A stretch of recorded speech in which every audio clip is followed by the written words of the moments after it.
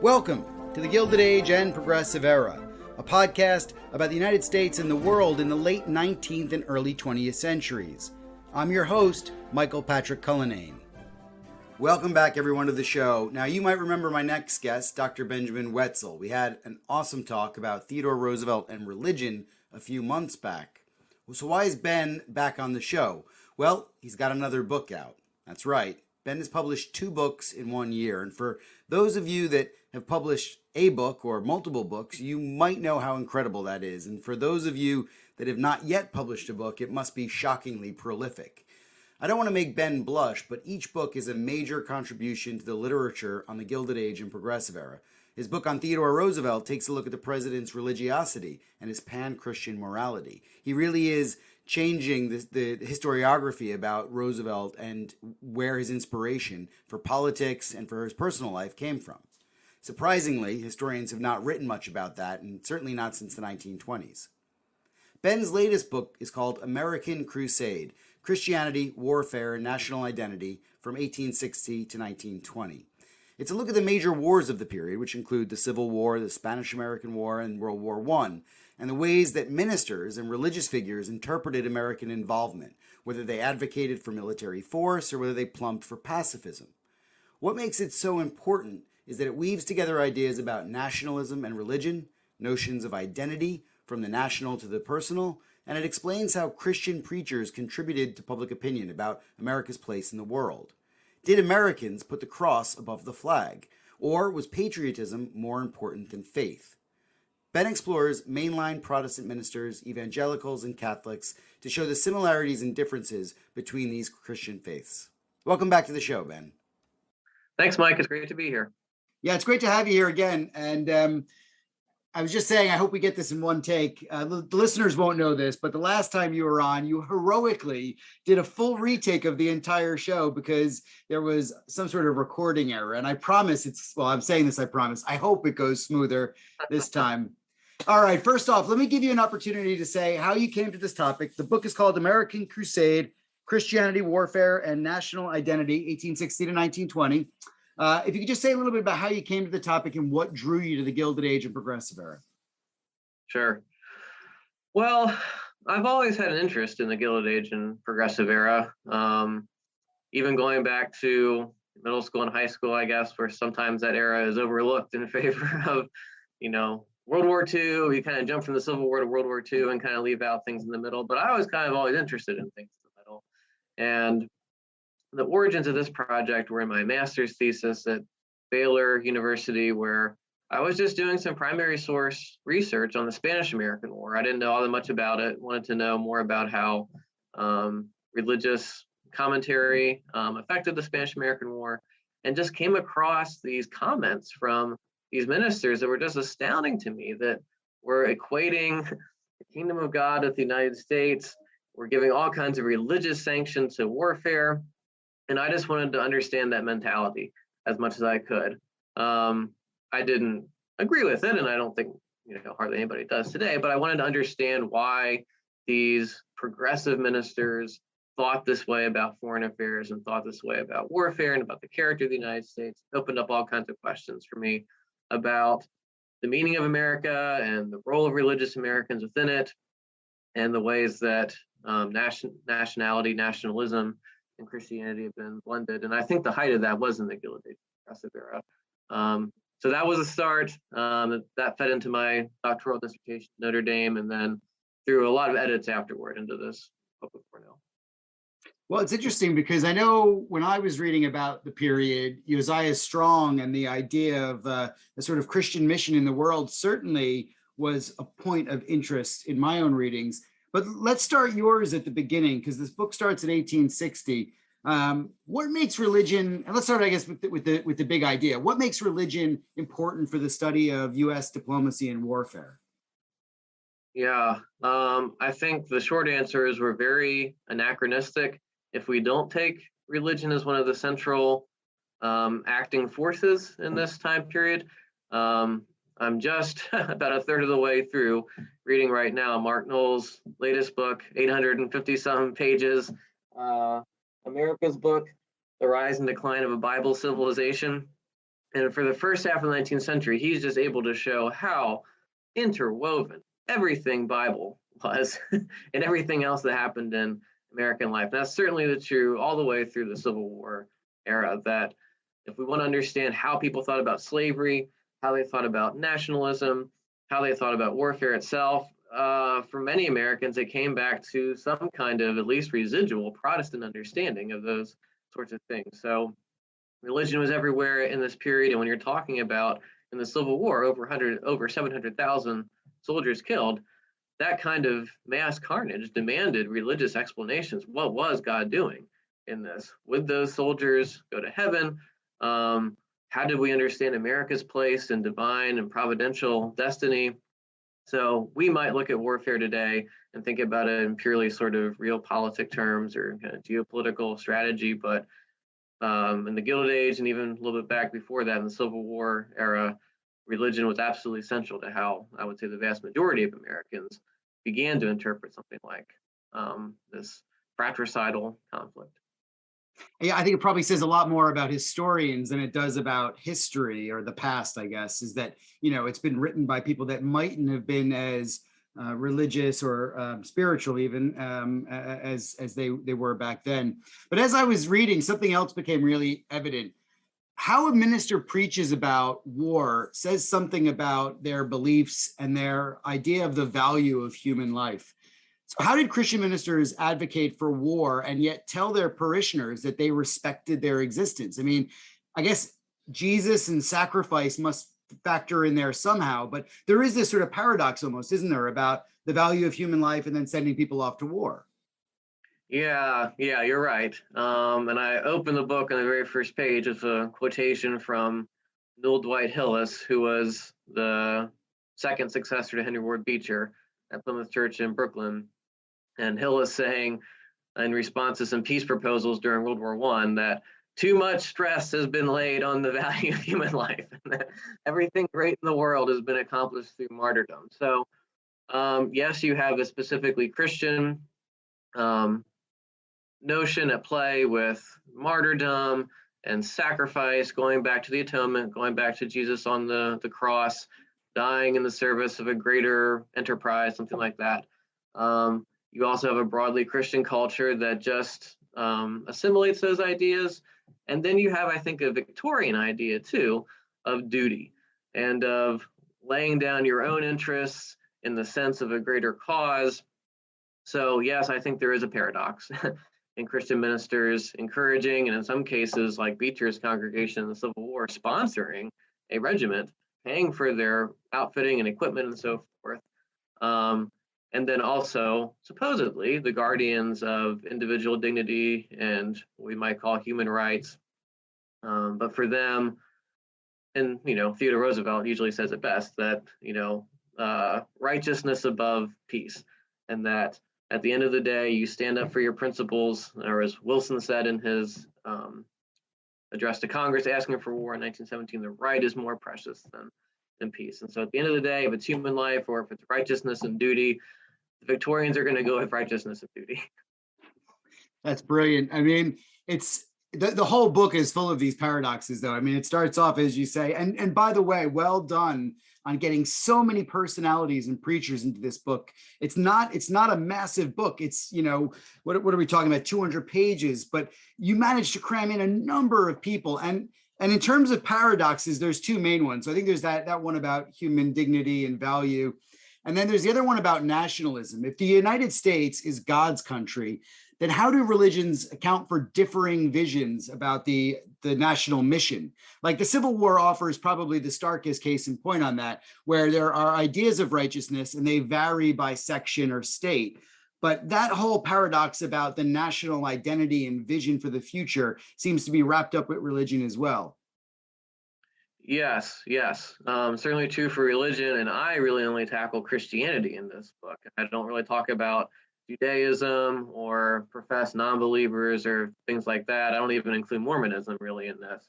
So even just within Christianity, there's so many differing views of what constitutes the Christian nation and whether or not the United States is a Christian nation. The main narrative thread through the book is kind of what I call the white Protestant mainline churches. And these are typically Northeast heavy. New York City and Boston play major roles here.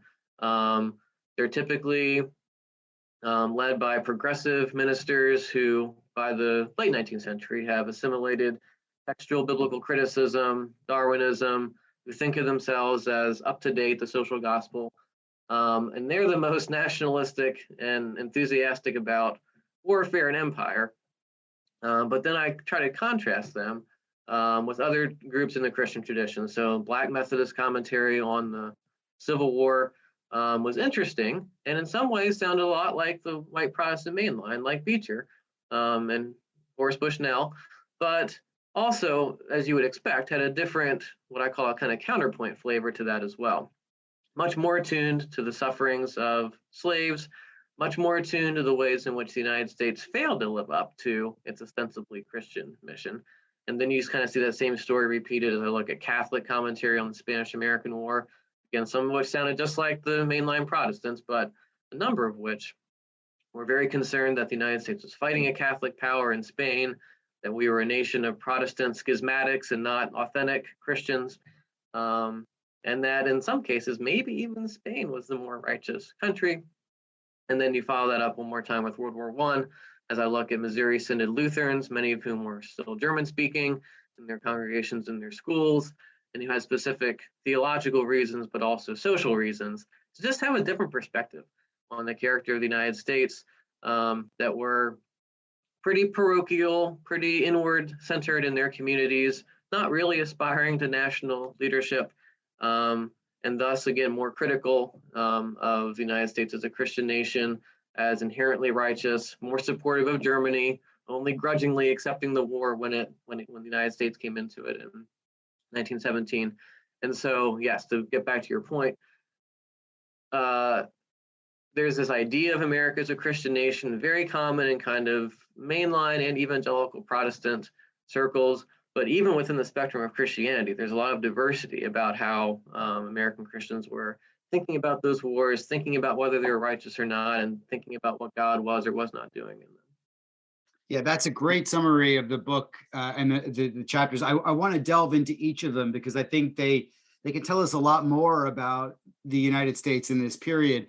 And let's start with the Civil War, because I often think that there's no period in American history that has a more granular historiography. And what I mean by that is that historians have churned over the Civil War years probably more than any other period in American history. Or maybe that's just my sense of what I see on Twitter and in the books that are published. But there are debates about whether ministers called for or rejected calls for war, the Civil War. And so which is it? Did God lead the Union troops or not?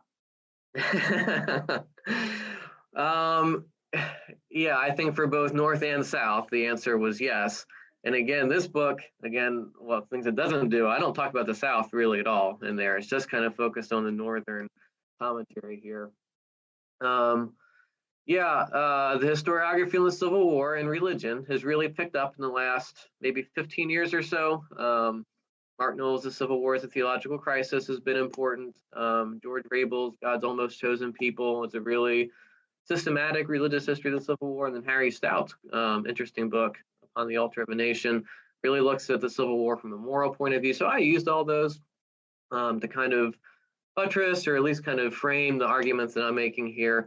But for the characters in chapter 1, which are Lyman Abbott, who's just a young minister at this time, and then more well-known figures, Henry Ward Beecher and Horace Bushnell, there's very little question that God is providentially raising up and purifying a Christian nation through this.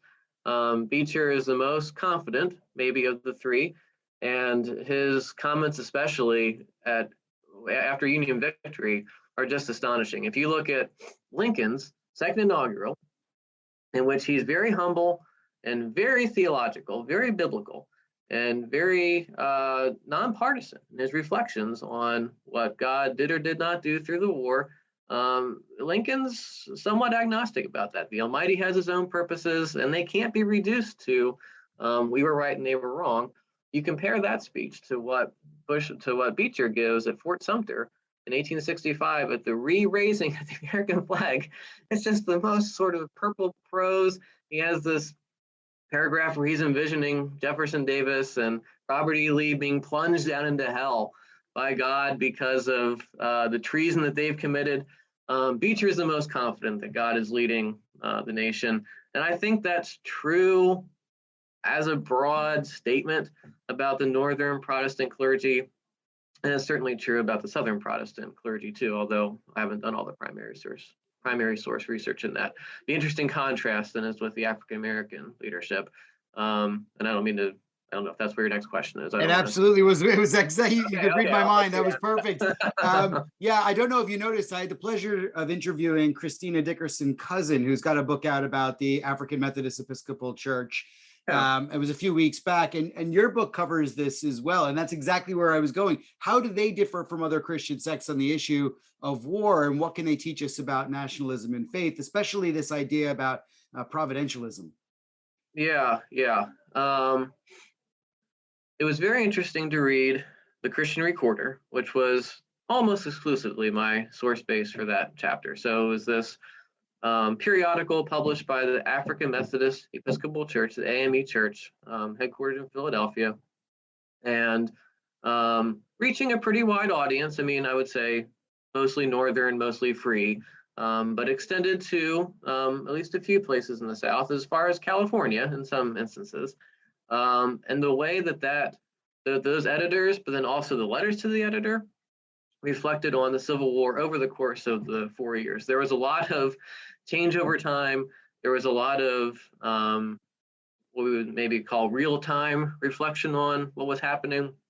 And in some ways, again, they sounded like Henry Ward Beecher, obviously very anti-slavery, very anti-Southern, hoping for Union victory, but evolving over time on their place as they saw within the American nation. Early on, the editor, Elisha Weaver, discourages African Americans from, I mean, not that they can't enlist in the Army at that point, but discourages them from, even wanting to, because we're not really we're not given a place in this nation anyway. This is not our battle. Daniel Alexander Payne, one of the bishops, says the same thing in 1862, that we shouldn't meddle in this conflict. This is between kind of white America and, we're going to stay out of it. But that really changes, especially after 1863, after the Emancipation Proclamation, and after African Americans are able to enlist in the Northern Army. You start getting these letters from soldiers who are on the front and who are writing back home, talking about their experiences. And there's just this kind of real-time evolution over what can this nation be. And in at least one case, there's a writer who early on is an advocate of colonization, back to Africa movement, that by 1865 is saying we're never going to leave this land. This is our land just as much as it is white people's land. And okay, we don't have full promise in Lincoln and what he's doing. We don't have, naive confidence in the United States and equality, but he saw enough that he wanted to remain in the United States. So it's interesting. Again, this is from a Black Methodist point of view. In the ways for providentialism, since you asked about that. Sometimes they sounded like the Northerners and being very confident, but other times they were much more hesitant and say it's actually hard to identify what God is doing in a situation like this. And the prayers of our Southern opponents, that they're more to be feared than their prowess on the battlefield, that a sense that maybe the other side is Christian in some sense too. And that's a lot different from what some of the Northern white ministers said, who basically rejected that the South was Christian at all. Wow, there's so much to unpack there too, even about the reach of where some of these churches go to and how that sectionalism plays into ideas about national identity. I was also wondering how American Protestant ministers justified the war against Spain. I know we're moving forward here at a pace, 30 years, but it seems like first of all, your chapter is structured differently here because you're talking about Catholicism and Spain, and that's really interesting as well. You also spent some time talking about the social gospel. So tell us a little bit about how the ministers justify the war in Spain with those two key frameworks that you use. Yeah, so again, I kind of start then with kind of the white Protestant mainline, And I unpack a number of factors of why I think that they were supportive of this. And the first was a sense of American providentialism, that God had a special place for the United States, that at this time of global context of world empire, we're being raised to our rightful place in the world, that we're a specially chosen nation. I mean, in traditional Christian terms, this is idolatrous, but this is kind of what they're putting forth. There's also a sense of democratic Christian republicanism, that we are virtuous people, therefore we're going to be blessed. The Spaniards are vicious, therefore they're losing battles. And then maybe more importantly even that, there's a social gospel element to it. And I think listeners to this podcast will be familiar with the basic outline of the social gospel in this period, a sense of trying to remake society along Christian lines, following the principles of the New Testament, which sometimes led to support for labor reforms, anti-capitalist kind of critique of the economy, sometimes racial reform. But it also had this maybe ironic extension into foreign policy, that just as we're going to remake the United States into a Christian nation, why stop there? That there's a whole globe to remake here. And when we defeat Spain, when we extend American rule to the Philippines, when we crush the barbarous hand that has been strangling Cuba for all these centuries, we're actually extending the kingdom of God.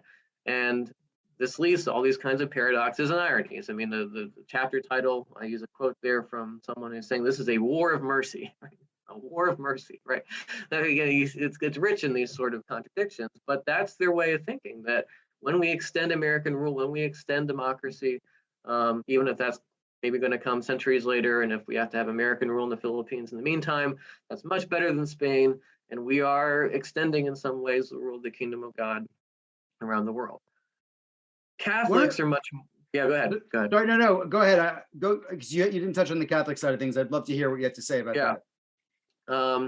Catholics, some of them view it the same way, especially in general. The more Americanist Catholics, the more progressive Catholics, those who are really not all that concerned about the separation of church and state, who like American arrangements, who are a little more distant from the Pope and from the ultramontane parties in the Catholic Church. They sound like Lyman Abbott, they sound like Washington Gladden, they sound like some of these social gospel ministers. John Ireland is maybe the best example of this, one of the few Republicans in Catholic leadership, the Archbishop of Minneapolis, St. Paul, associate of William McKinley. He's talking about the expansion of America worldwide and so forth. So that's kind of one point of view. But then there's also what I think is a more dissenting Catholic view, and a more interesting dissenting Catholic view, where I look at the editors of some smaller publications in a place like St. Louis, in a place like South Bend, Indiana, and others, where these editors are much more critical of the idea that America is actually a Christian nation, because what they see is Protestant schismatics who can't agree on anything and who aren't legitimate Christians in some sense. They see Spain as not perfect, but who's done a lot for the world, who's raised up, in their view, kind of Western civilization, and who's more victim than aggressor in this whole conflict. And in some sense, they point out, or sometimes they point out even lynching as one of these flaws in America that people don't want to talk about. And so they just got this outsider's mentality and this outsider's perspective on the idea of America and its meaning. And so there's a theological component there to it, but there's also this kind of social component to it, that we're on the margins of American life. We're not at the centers of power. It's not been all that long since the formation of the American Protective Association. It's not been all that long since the burning of a convent in the antebellum era in Boston, and they're kind of the legatees of some of this ancestral anti-Catholicism that's prevalent in American culture. And so that band is much more critical of the war. And my book isn't so much about who's right and who's wrong, but just the different perspectives that it gives on the character of the United States at this time, at this very important time in its history, as it rises to become a world power, as it takes kind of those first steps, as it develops a foreign empire for the first time. So the Catholic perspective is revealing, I think. I couldn't agree more. I think the Catholic perspective is hugely revealing and not actually dissected enough in other books about the Spanish-American War. Yet what I was thinking about, this is an entirely unfair question because your book doesn't deal with it. And I just went to the index to double check and make sure that you don't mention the Boers, which you don't.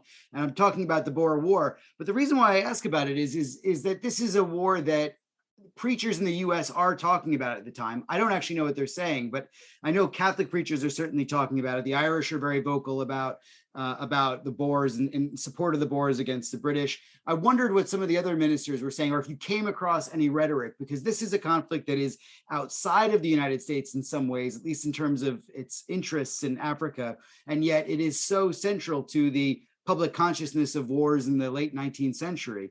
Any readings on what the ministers are saying about that war?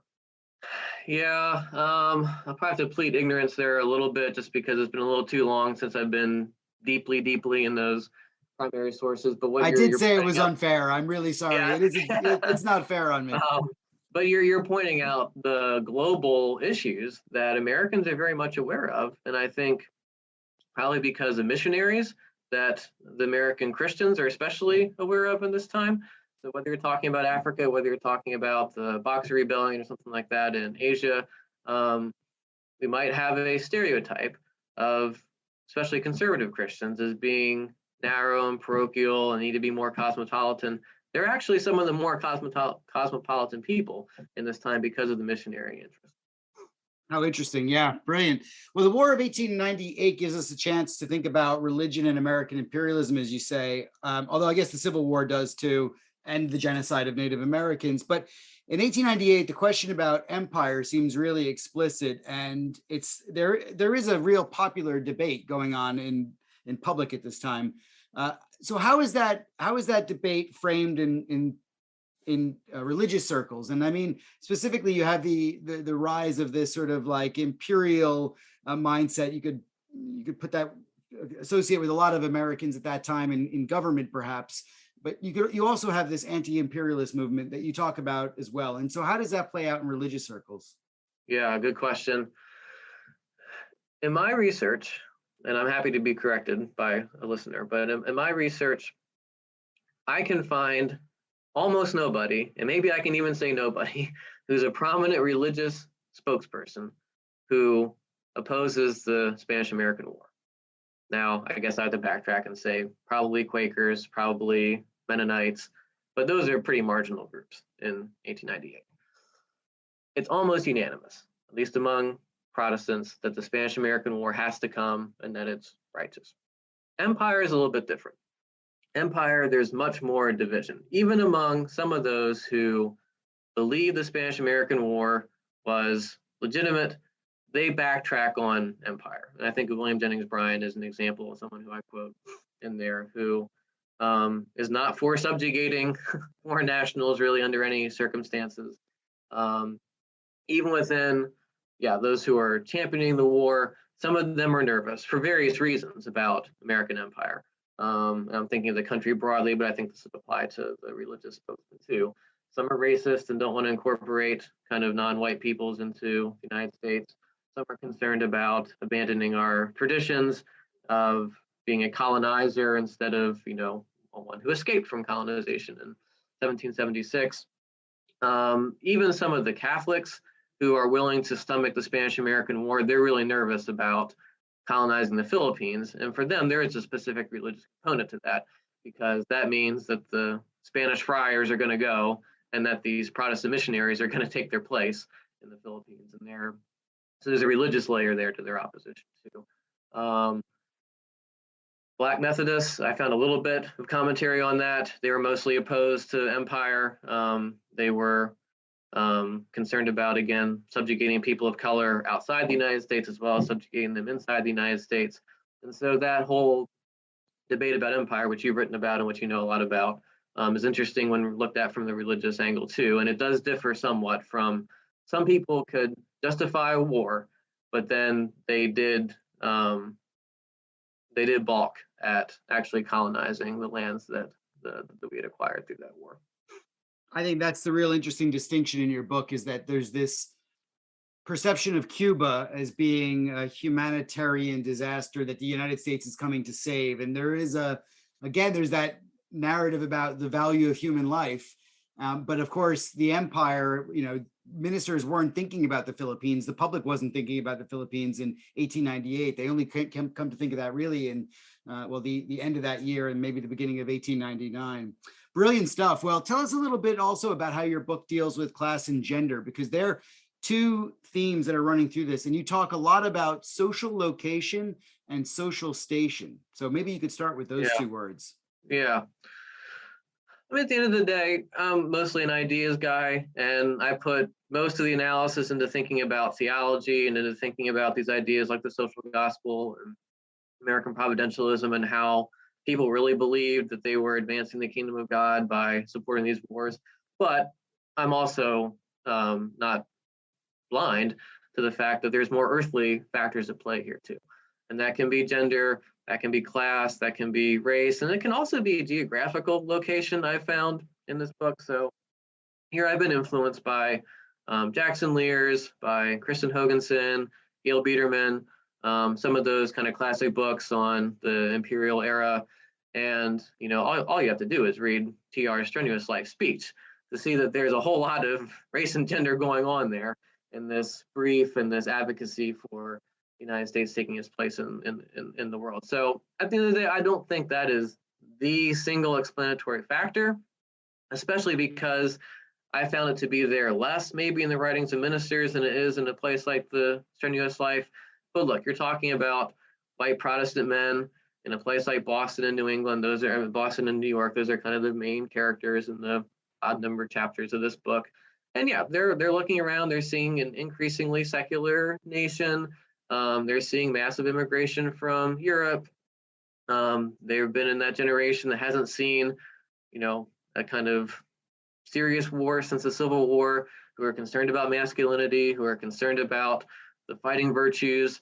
And some of them, too, view, I think, the Spanish-American War and certainly World War I, too, as a chance for this generation of American men to prove themselves. This is part of the YMCA, that kind of muscular Christianity movement that happens at that time. Richmond Hobson is one of the heroes of the Spanish-American War. He was a past president of his YMCA chapter, and that's kind of built up in some of the religious press as they're looking at him. That yes, we are still producing these manly Protestant men who can go and fight wars and save a nation in distress. I don't know if that's like a damsel in distress with Cuba, right? With some of these things.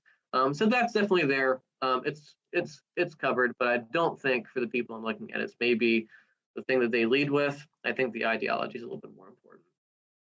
Yeah, I don't think there's many of the ministers in your book that are coming from backgrounds that are all too different, though. Maybe we're talking about some ethnic differences. We're certainly talking about differences in terms of race with the AME, but a lot of the mainline ministers seem to be from the same kind of background. Is that fair? Yeah, I think so. I tried where possible to bring in as much regional diversity, but as I could find. But Lyman Abbott is probably the main character in here. He was the real subject of my MA thesis and doctoral dissertation. He's in New York City. I mean, he's born in New England, but he's a New Yorker basically for all of his adult life. Washington Gladden is in Columbus, Ohio, so a little bit more Midwest. Beecher's in New York, Bushnell's in Connecticut, Hillis is in New York. I think I bring in something from Chicago in there. So it's mostly north, it's mostly northeast, spiced with a little bit of south and kind of far west where I can find it. But you are talking about, a somewhat homogenous group of white mainline ministers, which is what we would expect, I think, in this. Yeah. Lyman Abbott is also probably the only other person to write about Theodore Roosevelt and religion, with you being the only other exception. And of course, he wrote that book in, I think, 1920, and yours came nearly 100 years after that. So there was quite a big gap. And it probably shows that we haven't been talking enough about religion in the last 100 years in history. All right, look, we'd be remiss if we didn't get on to World War I, which is where your book actually starts, but is obviously a very important part. It seems like an interesting context as well for examining nationalism and faith.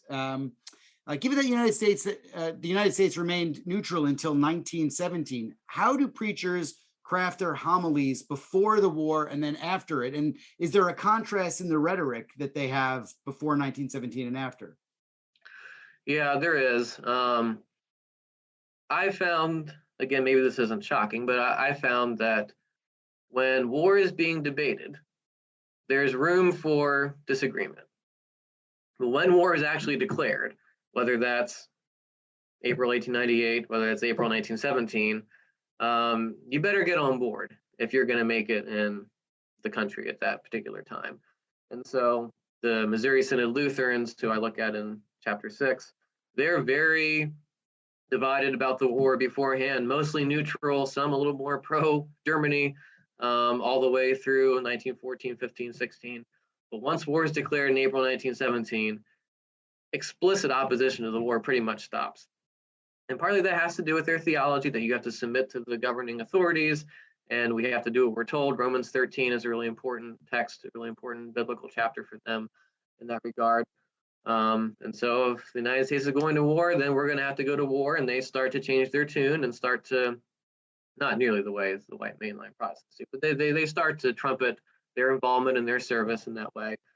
But they're never all that enthusiastic about it. You can kind of read between the lines in there. And of course, that has a lot to do with their social location. That they are mostly in Missouri, mostly in the broader Midwest, again, still German speaking, not at all the centers of power. And it gives them just a different perspective on the nation. So that's a change. I don't talk about Pentecostals too much in here, but Grant Wacker's book, Heaven Below, he looks at Pentecostal kind of apoliticism, the change to support by kind of 1917, 1918.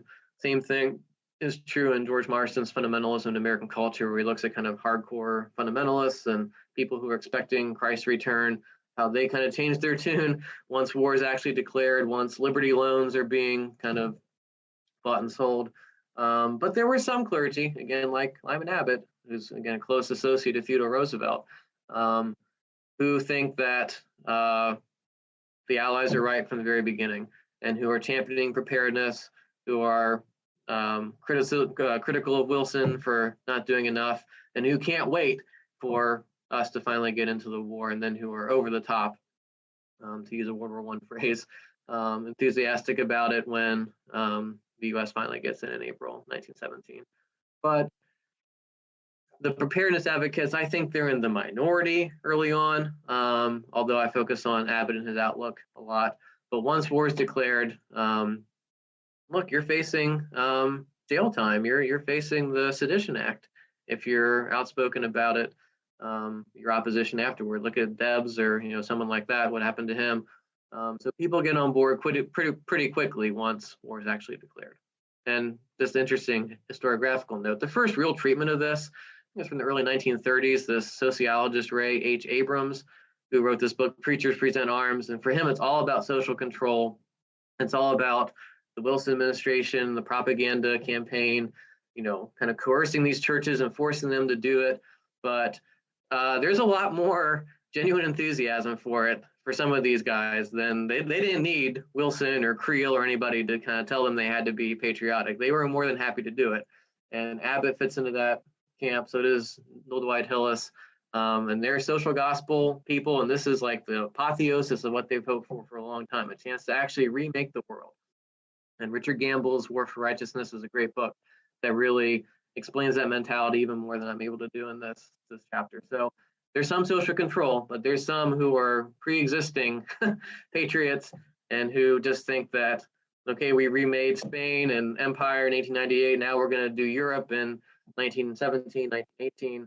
And of course, then they're vastly disappointed by some of them in the way the world turns out in the 20s and afterward. But the young guys especially they're kind of seeing this as the war to end all wars, all that height of Victorian optimism that we have a hard time, because we see the World War I from the other side. We have a hard time seeing it from the before the end, but they were just so optimistic about, and even millennial about, what the world.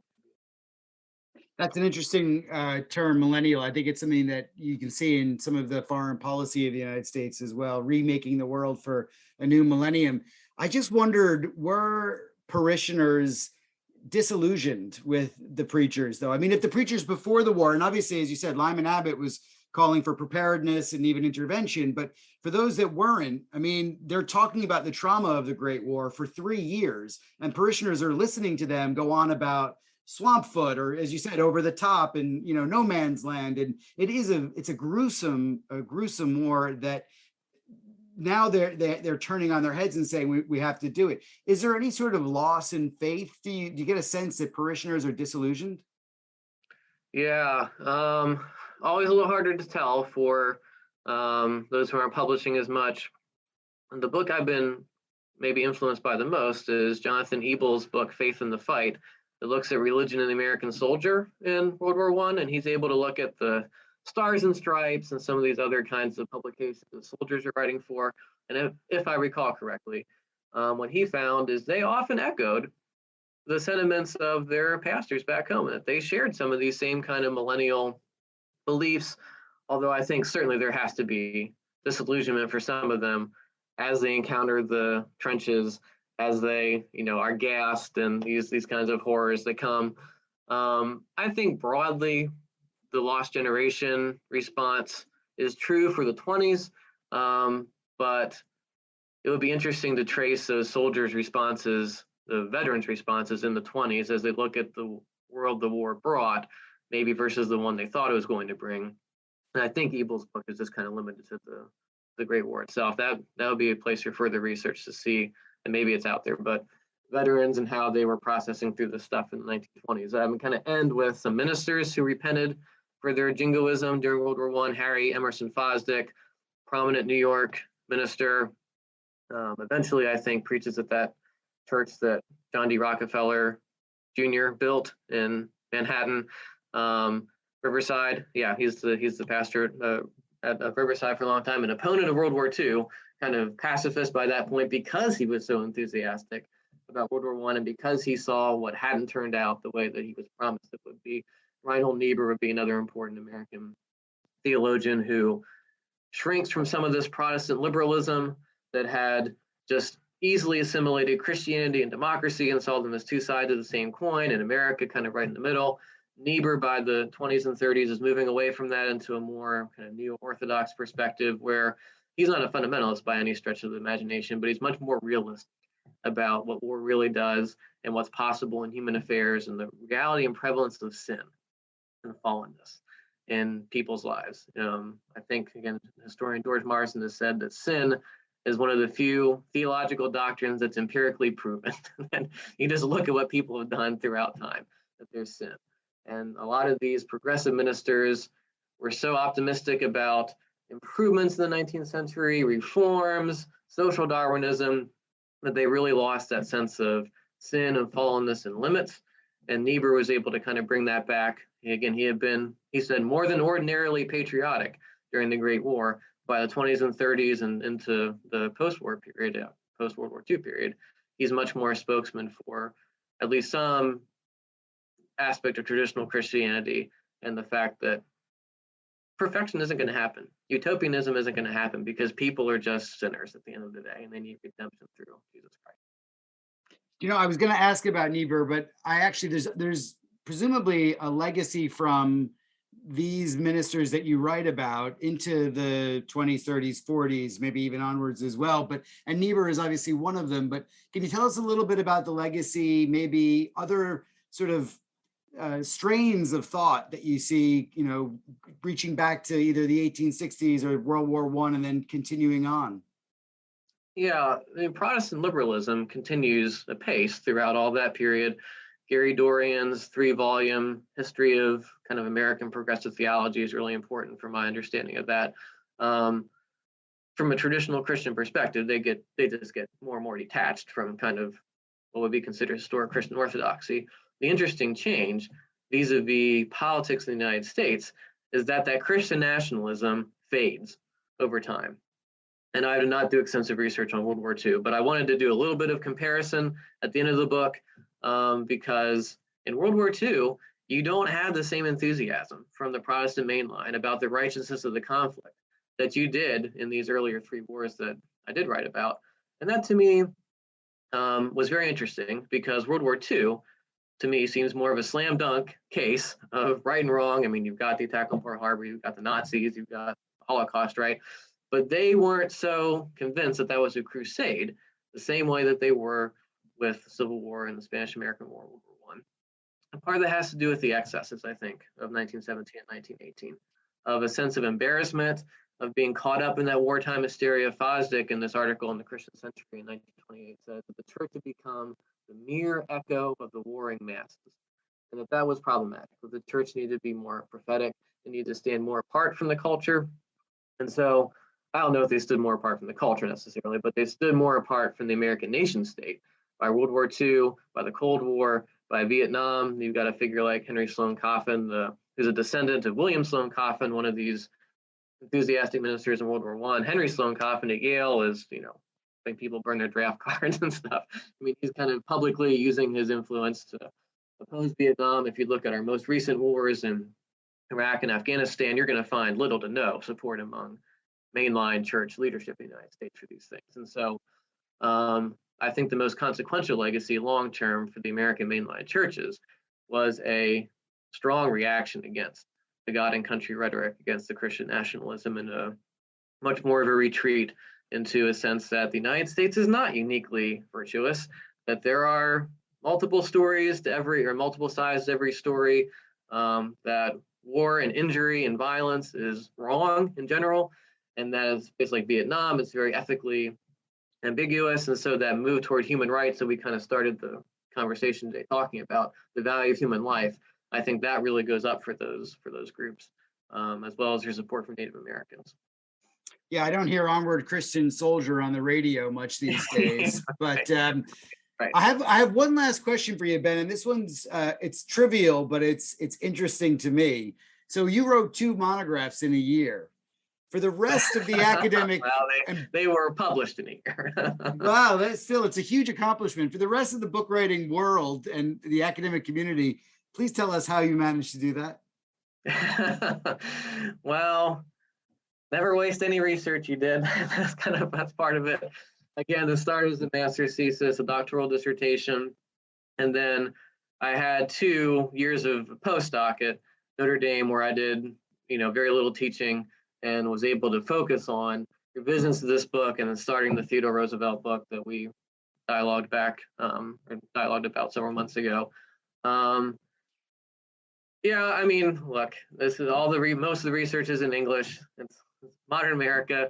A lot of these, yeah, it's archival for sure, but there's also a lot of digitized archives. There's a lot of use of HathiTrust and being able to just go back and look through these digitized periodicals. But the nature of my research hasn't been weeks in an archive in a distant location. Yes, there's archival stuff in here and in the TR book, but just because of the nature of what I've been writing about, it's been pretty easy to access. So I recommend, I'll give a shout out to my friend and former Professor Tommy Kidd, who does a newsletter. He's a historian, he's written tons of things, but his newsletter typically focuses on productivity, and he's got all kinds of tips for his goal is always to write 1,000 words a day, and to keep doing small chunks. And I don't do the 1,000 word a day. I think I teach a 4-4 load here at Taylor. I don't do anything really research wise in the fall and in the spring, but using the opportunities you have, trying not to get away from writing for so long that you've forgotten where you are and it takes you a week to get back into it. If you're able to do those things, and everybody's life circumstances are different, but if you're able to do those things, and you don't write huge books either, these are pretty short books, you're able to do more. Ben, you're very modest. It is a huge accomplishment to get these 2 books out. They are changing the dial on our thinking about things, and I can't thank you enough for joining me again to talk about American Crusade. It's a really great read, and thank you so much again for coming on. Well, thank you, Mike. It's you're doing a great service for the profession through this podcast. I've enjoyed listening to other episodes, and yeah, it's great to be on here and talk about it with you. Well, that's all we have time for. Thanks for listening. You can follow the Gilded Age and Progressive Era on Twitter or on my website, michaelpatrickcullinane.com. Please consider subscribing or reviewing the podcast wherever you listen, because it really makes a big difference and helps direct others to the show. I hope you'll join me again for the next episode.